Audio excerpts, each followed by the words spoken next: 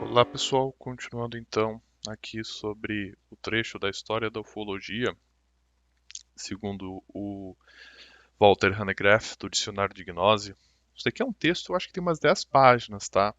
Então, como ele já faz resumido e ele apresenta a bibliografia na sequência, só eu contar o que só eu contar o que ele fala acaba sendo praticamente eu ler o que ele está falando, tá?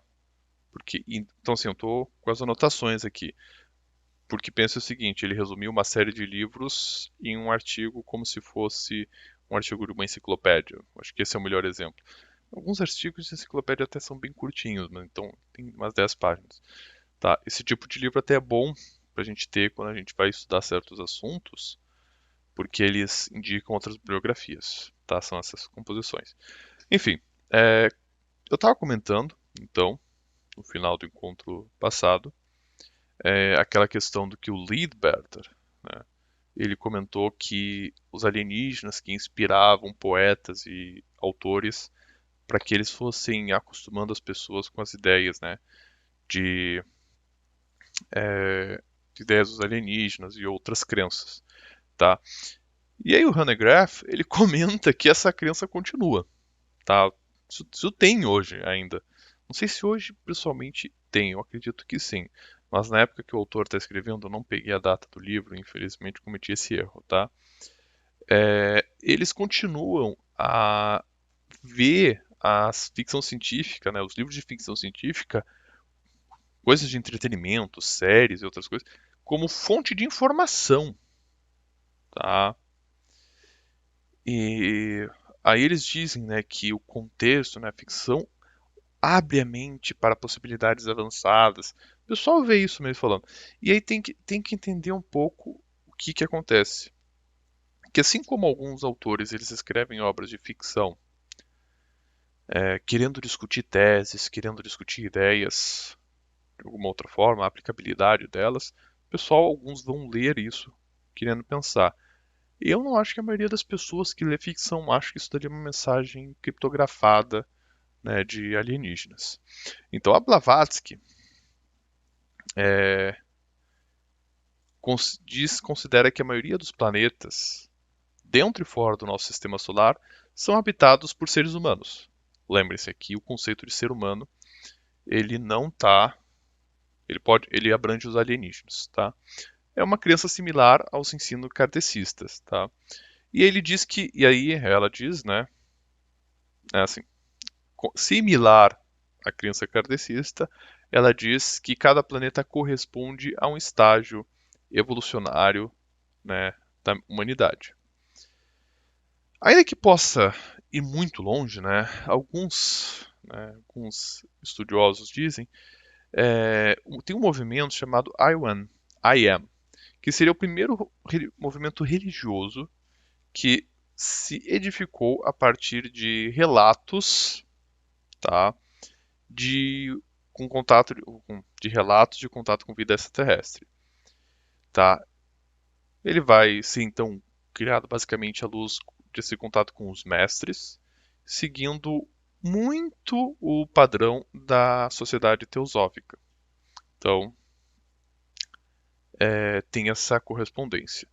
E aí percebam que essa ideia de ciência, religião, crenças, essa cosmovisão, essa cosmologia, ou como eu usei anteriormente, né, essa dinâmica de astronomia e astrologia, ela sempre está relacionada. Alguns eles avançam a sua astrologia a partir de elementos que eles chamam de astronômicos, mas não está necessariamente separado, tá? Aí eles têm a descrição de como era a vida, como eram os extraterrestres, tá? É,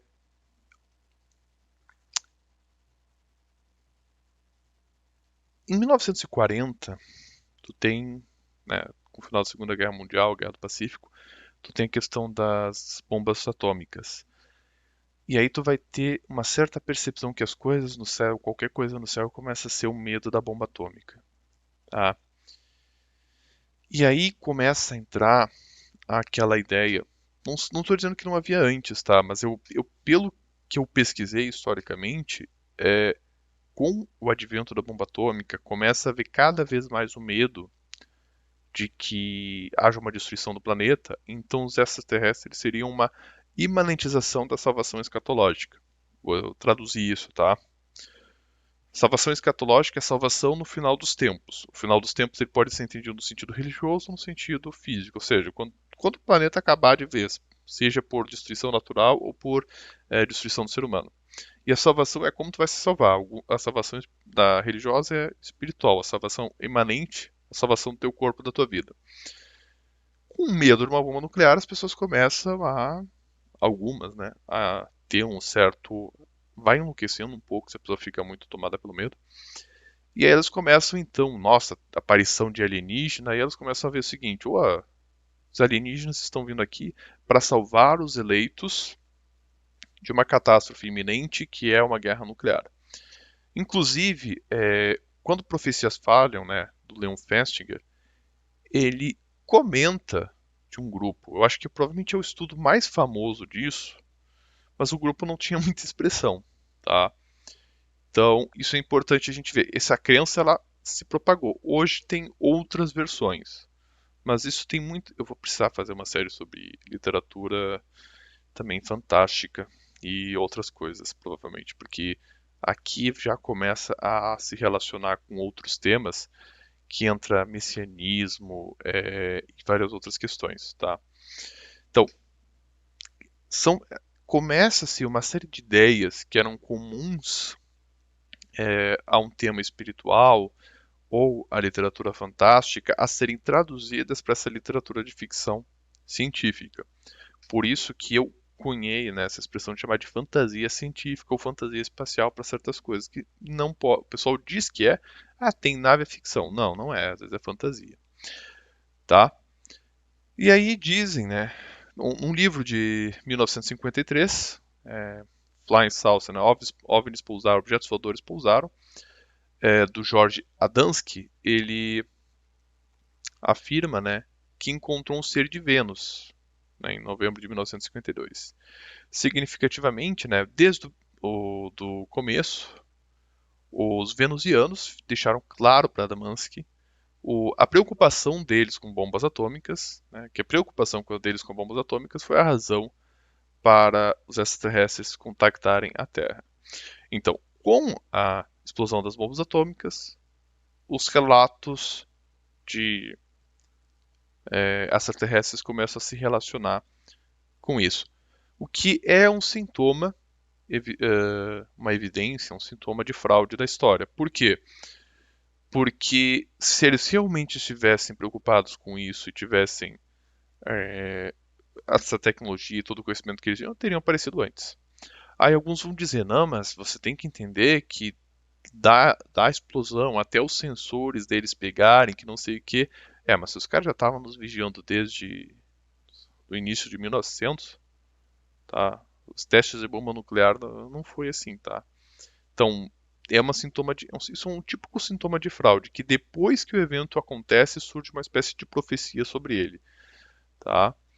Então, isso tem que cuidar, inclusive, porque às vezes no ambiente religioso isso aparece, tá? Um fato interessante que o Hanegraaff destaca, né, é que o Adamski ele reutilizou materiais que ele tinha publicado alguns anos anteriores, né? Agora ele publicou como sendo coisa de alienígena, de ufologia, mas anteriormente ele falou como se fosse a sabedoria dos mestres do leste distante, conectando, né, então, com uma ordem real do Tibete.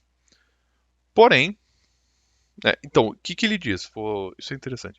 Ele diz que em 1930, nos anos da década de 30 ali, ele viveu uma criança no Tibete, nos monastérios tibetanos e praticou uma doutrina universal, eclética, muito distante de algo qualquer coisa tibetana, tá? E aí ele pega mais ou menos essas mesmas doutrinas que ele colocou e agora ele diz que foi entregue por venusianos, tá? Então, como diz o Hanegraaff, não importa, né, o mais importante não é a fraude do Adamansky, tá? O que importa é que ele tinha uma carreira anterior, né, com essa perspectiva religiosa.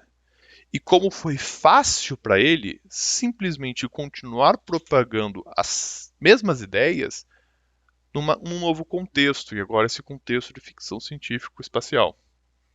E é isso uma das coisas que eu estou querendo, né, destacar, estou me esforçando para conseguir destacar nessa série. Tá? Então no começo não sei o quanto eu estou tendo sucesso nesse sentido. Tá. Então, como os médiums já estavam transmitindo informação sobre a vida em outros planetas muito antes, né, da popularização dos objetos voadores, não é surpreendente que alguns médios agora, né, começassem a receber mensagens de extraterrestres, tá? E aí o Honegger descanta, de fato, essas mensagens se tornaram comuns nos anos 50, 1950, né? Quando eu me refiro aos anos 50, eu estou me referindo ao século passado, só para deixar isso claro, tá? E como alguns estudiosos observaram, né, crenças religiosas em ufologia e espiritualismo são do mesmo tipo. Então, o que, que ele vai dizer aqui? Aqui eu estou pegando uma citação, tá? Traduzindo porque o texto está em inglês. Ambas, né, espiritualismo e ufologia, pressupõem uma ordem de significância, de seres de significância espiritual entre humanos e a realidade última, que pode ser, né, que envolve questão conversacional e relações discipulares, ou seja, tem discípulos, tá? Tem a interação com elas, com essas ordens de conversação, com essa questão de discipulado com seres superiores, elas abrem os sentidos, expandem a consciência para um maravilhamento cósmico. Eu estou acabando fazendo mais explicação do que a citação, tá? Perdoe. Né? Nas duas, então, há fenômenos físicos ou traços que servem para suportar a crença, tá? Que para os verdadeiros crentes são sinais num sentido religioso. E vocês voltam ao que eu comentei do Charles Fort, qual é a crítica que ele está fazendo? Que os cientistas, né, estão assumindo esse manto de profetas. E até digo que não estou dizendo que alguns façam por uma maldade, tá? Eu acho que às vezes eles não percebem que eles estão fazendo isso. Eles não percebem. É um pouco daquela questão de que a gente se torna o que a gente faz. Então, como os cientistas se voltam muito para o estudo da ciência deles, eles acabam tendo um sentimento religioso para aquilo. É um pouco por aquela questão de que tudo que nós amamos por primeiro, ou seja, as coisas às quais a gente dedica não só o mais tempo, mas o melhor do nosso tempo, dos nossos recursos, são as coisas que a gente mais ama. E a gente ama enquanto Deus, então essa ideia de divinização da ciência como Deus, deriva um pouco dessa questão, tá? Então, o que vai acontecer? Só que o que acontece também é o contrário. Pessoas com determinadas crenças religiosas, quando elas veem eventos que confirmam a tendência de muitas delas, é não fazer um juízo crítico deles. Em alguns casos até precisa. Que volto a reforçar a questão do charlatanismo, tá? Que o charlatanismo é essa questão de tu pegar um fenômeno, dar uma falsa explicação para ele e transformar isso numa questão religiosa e não numa questão científica. Mas ele pode ter uma aparência de ciência. Isso não nega, tá? Os fundadores dos Portões do Paraíso, eles eram familiares com o espiritualismo e a teosofia, né, com as doutrinas desses dois grupos. E eles finalmente construíram uma doutrina que largamente se inspirou na mitologia cristã, mas com revisões. E aí a gente tem outra questão que eu comentei, que se começa, mas não se começa nesse momento, se começou já antes. Que basicamente assim, não. Se as narrativas cristãs não condizem com a ciência que nós descobrimos, elas são falsas. Aí tu vai ver, às vezes passou o tempo, aquela ciência que os caras usaram para refutar o cristianismo já foi refutada, tá? Filosofia, algumas outras coisas assim. Então, tem que cuidar isso. Porque essa é a, volto a dizer, essa é a crítica do Ford, que tu condena o fenômeno ao invés de estudar o fenômeno, ou a possibilidade. Inclusive, quando a gente vai estudar relatos, né, tem toda uma ciência de investigação criminalística, há uma série de coisas que a gente precisa considerar para saber a evidência da veracidade ou não de um relato. Um dos exemplos assim interessantes no Gênesis, quando conta a história dos filhos de Jacó, Judá, que depois Judá é o antepassado de Jesus, em termos cristãos, tá? Que é o antepassado de Jesus, tá? Que ele, o antepassado de Davi, e Jesus era da casa de Davi. Não vou entrar aqui no mérito da encarnação, tá? Então, por favor, pessoal, não façam leituras disso daqui como um tratado de teologia. Pensem só no contexto histórico. Mas Judá mostra, então ele dá o filho mais velho dele para uma moça, aí essa moça acaba não tendo filhos, então e ele morre, né? O filho mais velho dele morre, sem que a esposa dele engravide. Então, qual era o costume? Ó, ela vira esposa do segundo filho, e esse segundo filho, então, o filho mais velho, o primeiro filho que ele tiver com a esposa, vai ser filho, o irmão mais velho dele, para passar a herança. Aí morre o segundo, e aí o terceiro ele não está em idade de casar, então ele diz assim: não, espera ele ficar com idade de casado, aí eu te dou ele pro marido.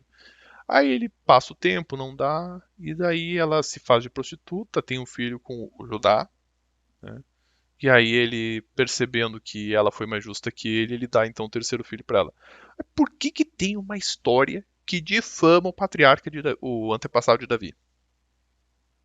Isso dali é uma evidência da realidade do fato e da veracidade dos outros acontecimentos. Porque eles não precisavam relatar esse fato se não fosse verdade. Tá? Então, isso é uma coisa interessante, porque isso é uma evidência. Então, assim, se alguém já teve esse treinamento também, essas conversas, às vezes vocês vão ver, os advogados, às vezes eles instruem. Não, pera, quando tu tá falando, faz assim, ó. Tu começa a contar uma história, daí tu para e diz, não, desculpa, Meritíssimo, eu me enganei aqui, eu vou refazer aqui, tá? Por quê? Nenhuma pessoa que não estivesse querendo ser sincera, ou assim, esse é o pressuposto, tá? Ela pararia um relato para se corrigir. Então aqui, isso é importante a gente entender isso. Tô falando de técnicas com algum grau de científico, tá?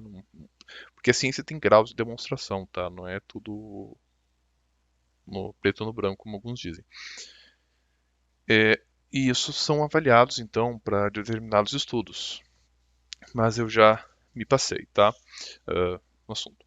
Então, os UFOs, né, a ufologia, os OVNIs, eles sendo vistos como salvadores celestiais, pode se ajustar a uma variedade de backgrounds teológicos, né, planos de fundo teológico, e podem se desenvolver em novas crenças religiosas, dada a associação clássica entre o céu e a transcendência, tá?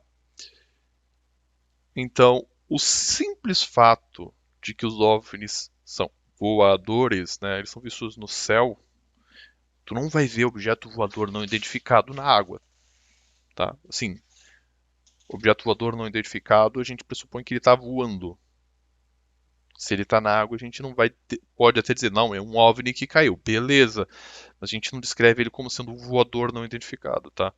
Então, a ideia de OVNI está relacionada ao céu, que sempre, assim, historicamente tem conotação religiosa. Se os OVNIs vieram do céu, os extraterrestres tendem a aparecer o quê? Oniscientes, né? Saber tudo, oniscientes. eles são próximos da perfeição ou, né, se eles não são próximos da perfeição, se eles não são oniscientes, eles são muito mais evoluídos que as pessoas da Terra. Tá? Eles oferecem salvação, né, de erros humanos, né, desastres feitos pelo homem, que esses desastres ameaçam destruir o planeta. Tá? E aí, como observa o Tir Peters, na verdade, isso são estruturas religiosas, tá? É, essas narrativas são estruturas religiosas encobertas com uma estética. Lembrem-se quando eu falei dos gêneros, dos grandes gêneros da ficção, tá? Eles são estruturas religiosas cobertas por uma estética de ciência. E aí, eu não estou dizendo que é esse o caso de toda a ficção científico-espacial, mas o que é preciso entender é isso. Parte do que acontece é basicamente tu traduzir, tu propagar determinadas ideias religiosas, ou como aqui o Hanegraaff vai dizer, gnósticas, né? Ele vai usar um sentido de gnóstico, não vou entrar no mérito, né? Eu acho que fica mais claro para a audiência aqui do canal dizer que o que o Hanegraaff está dizendo é o seguinte: vão usar ficção, né, fantasia, ficção espacial, científica, para divulgar determinadas ideias religiosas e, claro, que aí varia um pouco do que vocês vão considerar certo e errado, né? Mas o ponto é esse, com um verniz de científico. Ou se não necessariamente com verniz de científico, vão fazer esse ajuste de como questões religiosas elas devem ser compreendidas à luz de uma nova ciência. Como resultado, os extraterrestres, eles são os anjos desta era tecnológica e científica. E aí, como a gente vai ver no futuro, nessa série, eles são um estágio que os seres humanos podem alcançar, a tal ponto que nós, os seres humanos, nós nos transformaremos em anjos para as outras espécies alienígenas, quando nós atingirmos o nosso máximo de evolução. Lembre-se, anjo, a palavra anjo, ela designa mensageiro. Ou seja, os extraterrestres são mensageiros dessa era tecnológica e científica, e os seres humanos, em algum momento, quando eles alcançarem um maior grau de desenvolvimento, eles também vão se transformar em esses anjos, esses mensageiros. Outra palavra que a gente pode usar para mensageiro, profeta. E aí eu acredito que eu fecho bem esse ciclo de 3 encontros. Queria fazer 2, acabou ficando 3, né? Que eu quis comentar exatamente esse giro, tá? Com outra, ou assim, do quanto a ciência acaba tendo esse teor religioso, e não é uma crítica que só eu tenho, ou não é uma crítica tão pontual assim, ela é uma crítica que tem um certo respaldo científico, né? Piadas assim, umas certas ironias. Bom, gente, vou encerrando aqui, o tempo já passou significativamente da minha proposta, e até mais.